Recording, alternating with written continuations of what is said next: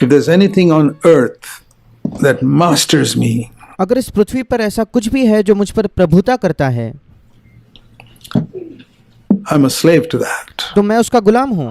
It may not be a sinful thing, शायद वो एक पाप भरी बात नहीं होगी, maybe a good thing, शायद वो एक अच्छी बात है, maybe eating, शायद खाना, maybe a sport, कोई maybe खेल, my profession, maybe या मेरा पेशा, मेरा व्यवसाय, a job, मेरी नौकरी, and that masters me. और वो मुझ पर प्रभुता करती है। Well, it's the most important thing for me in my life. मेरे लिए मेरे जीवन में वो सबसे महत्वपूर्ण बात है। I want to say to you, my dear brother, sister, you're not a new covenant Christian at all. मैं आपको बताना चाहता हूँ मेरे प्रिय भाई या बहन, आप बिल्कुल भी नई वाचा के मसीही नहीं हो। You're an old covenant Christian with a little bit of new covenant whitewash. आप एक पुरानी वाचा के मसीही हो जिस पर थोड़ी सी नई वाचा की पुताई की गई है, सफेद रंग दिया गया है, Which fools people. जो लोगों को मूर्ख बनाता है। But you know in your life what masters you. पर आप जानते हो आपके जीवन में कौन सी बात है जो आप पर प्रभुता करती है। A new covenant Christian is one who is mastered by God. एक नई वाचा का मसीह वो है जो जिस पर परमेश्वर प्रभुता करता है। The law, Jesus explained the law once when people asked him. एक बार जब लोगों ने यीशु से पूछा तो यीशु ने व्यवस्था को इस प्रकार समझाया। He said it is to love God with all your heart, soul and strength and mind. उसने कहा ये परमेश्वर को अपने पूरे हृदय, अपने पूरे प्राण, अपने पूरे सामर्थ्य और मन से प्रेम करना है। That the Pharisees missed. इससे फरीसी लोग जो है वो चूक गए थे इस बात से। So coming back to John 5, I was pointing out that verse. इसलिए फिर एक बार याकूब यूहन्ना के सुसमाचार उसके 5वें अध्याय में आते हुए जो जिस वचन को मैं दिखा रहा था, speaking to the Pharisees, and he said to them in यहाँ यीशु फरीसियों से बात कर रहा था और यीशु ने फरीसियों से कहा, John 5:39, यूहन्ना 5:39 में, you search the scriptures, तुम पवित्र शास्त्र में ढूंढते हो, which is a very good thing. जो एक अच्छी बात है, But your mistake is you think that eternal life is there. पर तुम्हारी गलती ये है कि तुम्हें लगता है अनंत जीवन वहाँ है, That eternal life is in these pages in ink. कि अनंत जीवन इन पन्नों में, इस स्याही में This है। is only paper and ink. ये केवल तो पन्ने हैं और ये केवल इस पर स्याही है, There's no eternal life in paper and ink. और स्याही और पन्नों में कोई अनंत जीवन नहीं है। It can give you knowledge, it can give you information, वो आपको ज्ञान दे सकता है, वो आपको जानकारी दे सकता है, correct knowledge, correct information. बिल्कुल सही ज्ञान, सही जानकारी। It's like reading a good chemistry book. You एक अच्छे रसायन शास्त्र की किताब पढ़ने जैसा ये हो जाएगा। get correct information on chemistry. फिर आप रसायन शास्त्र के बारे में बिल्कुल सही जानकारी पा सकते हो। So you can get correct information about God and about Jesus. और इसलिए आप परमेश्वर के बारे में, यीशु के बारे में बिल्कुल सही जानकारी तो पा लोगे By reading the scriptures. Bible पढ़ के। But you think eternal life is there. It's not there. पर आपको लगता है अनंत जीवन वहाँ है, अनंत जीवन वहाँ नहीं है। That was the mistake of the Pharisees. ये फरीसियों की गलती थी। They thought eternal life is in a book. उन्हें लगा अनंत जीवन किसी किताब में है। You read it, you know the scriptures, you know the verses, आप उसे पढ़ते हो, आप बाइबल को जानते हो, आप वचनों को जानते हो, you know all the teachings of the new covenant, नई वाचा की सारी शिक्षाओं को आप and जानते I हो, got eternal life. No. और मुझे अनंत जीवन प्राप्त हो गया है। नहीं, It is these that bear witness of me, Jesus said. यीशु ने कहा ये जो है ये मेरी गवाही देते हैं। So the scriptures bear witness of Jesus. और इसलिए जो बाइबल, जो वचन है, वे यीशु की गवाही देते हैं। And if we don't see Jesus in the scriptures, then we have missed it completely. और इसलिए अगर हम यीशु को बाइबल में नहीं देखते तो फिर हम पूरी तरीके से उससे चूक गए हैं। And he says, you're unwilling to come to me that you may have this eternal life. और यीशु कहता है कि तुम मेरे पास आना नहीं चाहते कि तुम इस अनंत जीवन को मुझसे पाओ। So you see the contrast there और इसलिए क्या आप इस विरोधाभास को यहाँ देख पाते हो between the tree of life and the tree of knowledge of good and evil. जीवन के वृक्ष में और भले बुरे के ज्ञान के वृक्ष के बीच। Let me read to you like this. मैं इस वचन को आपके लिए इस प्रकार पढ़ना चाहूंगा। You go to the verse 39. You search the tree of knowledge of good and evil because you think eternal life is there. 39 वचन, तुम भले बुरे के ज्ञान के वृक्ष को खोजते हो, ढूंढते हो, क्योंकि तुम्हें लगता है कि अनंत जीवन वहाँ है, But it's not there. पर वो वहाँ नहीं है।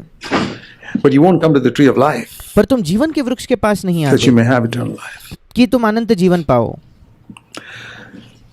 So I believe that is one of the dangers we face. और इसलिए मेरा विश्वास है कि ये एक खतरा है जिसका हम सामना करते हैं। What's that? Being satisfied with our external testimony? वो क्या है? ये कि हम अपने बाहरी गवाही से संतुष्ट हो जाते हैं, Being satisfied that our knowledge of doctrine is all accurate. हम इससे संतुष्ट होते हैं कि सारे सिद्धांतों का, सारे डॉक्ट्रिन का जो मेरा ज्ञान है वो बिल्कुल सही, बिल्कुल सटीक है, Very accurate. That we बिल्कुल सटीक can है, explain the new covenant so clearly that other people can understand it. कि मैं नई वाचा को इतने स्पष्टता से समझा सकता हूँ कि बाकी लोग भी इसे समझ पाएंगे। Understand it what? Intellectually.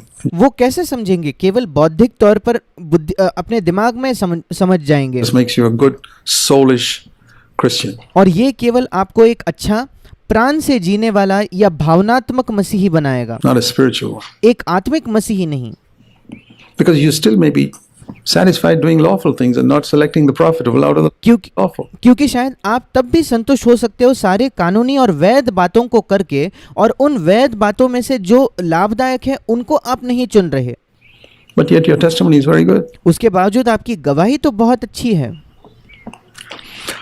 You know, if you examine your life अगर आप आपके जीवन को जांच कर देखो तो and see whether do you constantly, I want to ask you, do you constantly compare your life with Jesus' life or not? मैं आपसे प्रश्न करना चाहता हूँ, क्या आप निरंतर अपने जीवन की तुलना यीशु के जीवन से करके देखते हो या नहीं? I seek to do that every day मैं ये हर दिन करने की कोशिश करता हूँ, and for many years now. और अब कई वर्षों से मैं ऐसा कर रहा हूँ। I think I've understood New Covenant doctrine for a number of years now. मुझे लगता है अब कई वर्षों से नई वाचा के जो सिद्धांत है, जो डॉक्ट्रिन है, उसे मैं समझ चुका हूँ। But I've discovered through the years that that's not enough. पर इतने वर्षों में मैंने पाया है कि ये पर्याप्त नहीं है।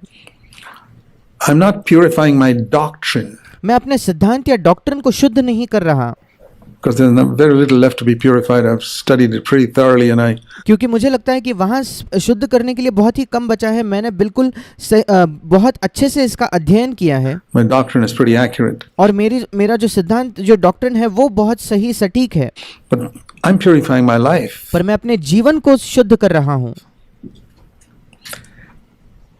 You search the scriptures and you think eternal life is there. It's not there. आप पवित्र शास्त्र को खोजते हो, आपको लगता है अनंत जीवन वहाँ है, अनंत जीवन वहाँ नहीं है, And through the scriptures, you're supposed to come to me. और वचनों के द्वारा आपको मेरे पास आना है। Turn to 1 John and chapter 3. आइए हम निकालेंगे पहला यूहन्ना 3 अध्याय। See, we've all got this doctrine right देखो, हम सब की ये जो सिद्धांत है इसको हम सही से समझ चुके हैं, because we've heard it many times. क्योंकि हमने कई बार इस सिद्धांत को सुना भी है। Romans 8:29, that we are predestined to be conformed to the image of God's Son, Jesus Christ, that he might be the firstborn among many brothers. कि रोमियो 8:29 में जो लिखा है, क्योंकि हम पहले से ठहराए भी गए हैं कि उसके पुत्र के स्वरूप में हो जाए, ताकि वो बहुत भाइयों में पहलौठा ठहरे। So we've got it right. और उस सिद्धांत को हम सही से समझ चुके हैं। I mean, if you have a questionnaire on New Covenant, I think most of us would get probably 100%. और अगर यहाँ कोई प्रश्न पत्रिका हो जहाँ सारे प्रश्न नई वाचा के बारे में होंगे, तो मुझे लगता है हम में से अधिकतर 100 के 100 नंबर लाएंगे। Which only proves we've got a good knowledge, we've got और ये केवल इसी को साबित करता है कि हमारा ज्ञान बहुत अच्छा है, a good understanding. Our intellect is wonderful. हमारी अच्छी समझ है, हमारी बुद्धि, हमारी चतुराई अद्भुत है। And the cleverer you are, the more you get marks for that questionnaire on New Covenant theology. और जितने ज़्यादा बुद्धिमान होंगे उतने ही नई वाचा के सिद्धांत के उस प्रश्न में आपको ज़्यादा नंबर आएंगे। But it doesn't mean that necessarily that your life is like that. पर उसका ये मतलब नहीं कि आपका जीवन भी वैसा है।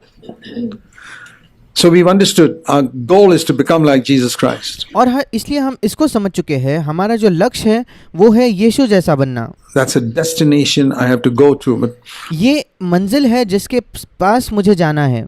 and like you've heard me say, और जैसे आपने मुझे कहते सुना है, if your ticket says San Francisco to New York and you get into, how do you know you got into the right plane? अगर आपके टिकट पे लिखा है कि आपका प्लेन जो है वो सैन फ्रांसिस्को से न्यूयॉर्क जा रहा है, तो आप कैसे जान सकोगे कि आप सही प्लेन में बैठे हो? Well, every hour you should be getting closer to New York.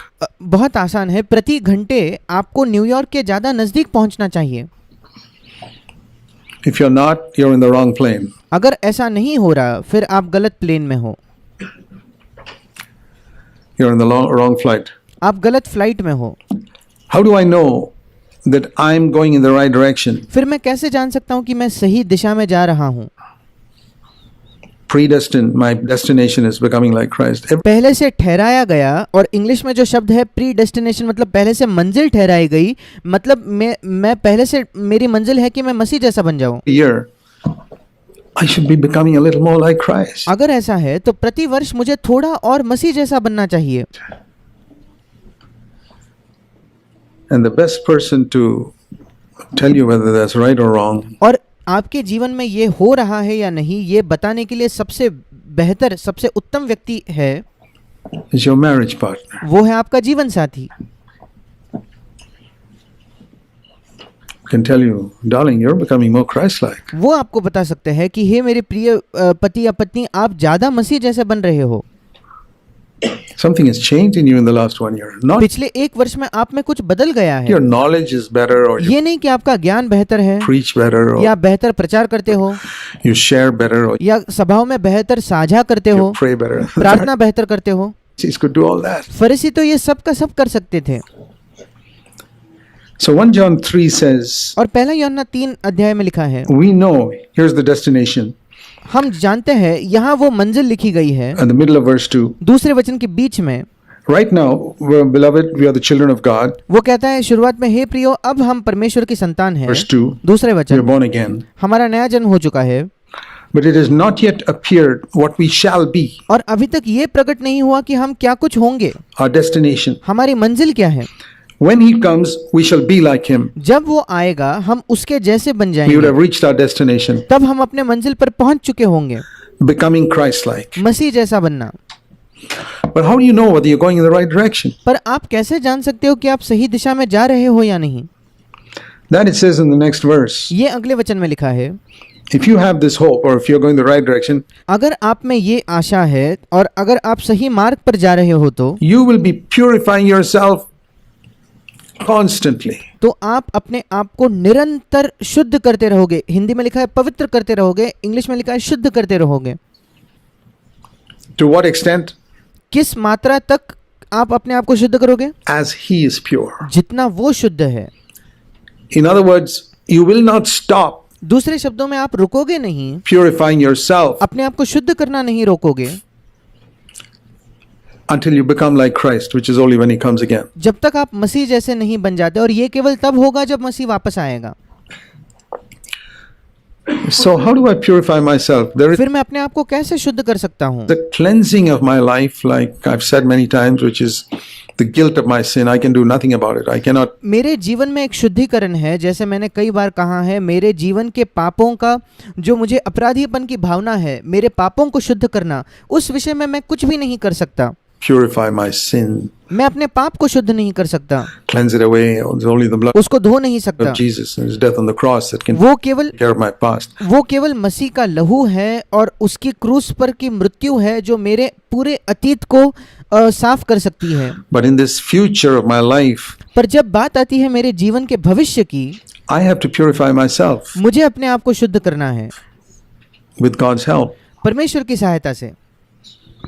The past God takes care of. The जो बीत चुका है अतीत के बारे में परमेश्वर उससे निपटता है, future I have to take care of. और भविष्य को मुझे संभालना है। To me, it's the picture of the Egyptians God killed. मेरे लिए ये चित्र ये है कि सारे जो मिस्री थे, मिस्री लोगों को परमेश्वर ने मार दिया, In the Red Sea. He buried them all. और परमेश्वर ने उस लाल समुद्र में उन सारे मिस्रियों को दफना दिया। The Israelites didn't have to lift a finger. उसके लिए इस्राएलियों को एक उंगली तक नहीं उठानी पड़ी। But the Canaanites, पर जब बात आई कनानी लोगों की, the Israelites had to kill themselves. इस्राएलियों को खुद जाकर उन्हें मारना पड़ा। God didn't say, okay, I'll kill the Canaanites for you. परमेश्वर ने ये नहीं कहा कि तुम्हारे लिए कनानियों को मैं मार दूंगा। You see the difference between the two? क्या आप उन दो में अंतर देखते हो? One is the old man that's crucified with Christ. एक वो हमारा पुराना मनुष्य है जो क्रूस पर चढ़ाया जाता है, The other is the flesh, और दूसरा है हमारा शरीर, which I have to crucify. जिसको मुझे क्रूस पर चढ़ाना है। Galatians 5:24 says, those who are Christ crucify the flesh. गलातियों 5:24 कहता है, जो मसीह यीशु के हैं उन्होंने शरीर को क्रूस पर चढ़ा दिया है। But Romans 6 says the old man was crucified by God. The पर रोमियो 6 कहता है कि हमारा पुराना मनुष्य जो था उसको परमेश्वर ने क्रूस पर चढ़ाया, Egyptians were buried by God. मिस्रियों को परमेश्वर ने दफना दिया, The Canaanites, I have to kill myself. The Old कनानियों को मुझे खुद मारना होगा। Testament picture is exact. पुराने नियम का चित्र कितना सटीक है। That's why it's good to study the Old Testament. इसी वजह से पुराने नियम का अध्ययन करना अच्छा है। And the Egyptians were all buried in a moment, one moment. और मिस्री जो सारे मिस्री थे उन्हें एक ही क्षण में दफना दिया गया। The old man is finished. It's not a gradual process. हमारा पुराना मनुष्य बिल्कुल वैसे ही खत्म हो जाता है, वो ऐसे नहीं कि धीरे धीरे होने वाली कोई प्रक्रिया हो। It's like baptism. वो बपतिस्मे जैसा है। The baptism symbolizes your old man is buried and you're up again. It's in a moment. It's over. और बपतिस्मा जो है ये इसी बात का प्रतीक है कि आपका पुराना मनुष्य जो है वो खत्म हो चुका है, अब एक एक क्षण में नीचे जाकर ऊपर आते हो खत्म हो जाता है। But the flesh is a lifelong thing. It's like the Israelites पर हमारा जो शरीर है वो पूरे जीवन भर की एक लड़ाई होती है। went into the land of Canaan, जैसे इस्राएली लोग जब उस कनान देश में प्रवेश किया उन्होंने, and each of those giants represent different lusts in our flesh. और उन दानव और उन राक्षसों में से हर एक हमारे शरीर के अलग अलग अभिलाषाओं के प्रतीक है, हमारे अभिलाषाएं और हमारे इच्छाओं के प्रतीक है। And they had to kill them one by one. और इस्राएलियों को एक एक करके उन्हें मारना था। And the New Testament speaks about conscious sin and unconscious sin. और नई वाचा हमें बताता है सचेत पाप जिसको हम जानते हैं जो पाप है, और अचेत अवस्था का पाप, ऐसी बातें जो हम जानते नहीं पाप है। And we need to know the distinction. और हमें इस भिन्नता, इस फर्क को जानने की आवश्यकता है। I have to finish with conscious sin constantly. निरंतर उस सचेत पाप को, जिन बातों को मैं जानता हूँ पाप है, उन्हें मुझे खत्म करना है। And as I finish with conscious sin, God shows me a little more of what I was unconscious of, unchrist-like areas that I didn't know about. और फिर जब मैं सचेत पाप को खत्म कर देता हूँ तब परमेश्वर निरंतर मुझे और बातें दिखाएगा। अचेत पाप, जिन बातों को मैं जानता नहीं था पाप है, ऐसे क्षेत्र जो जहाँ मैं मसीह जैसा नहीं था, वो परमेश्वर मुझे दिखाएगा। And I can deal with that. और फिर मैं उससे निपट सकता हूँ And move on. That is the और फिर मैं आगे बढ़ सकता हूँ। mark of Christian progress. यही मसीही उन्नति का चिन्ह है, प्रतीक है। This is the way that I know I'm in the new covenant. यही तरीका है जिससे मैं जान सकता हूँ कि मैं नई वाचा में हूँ।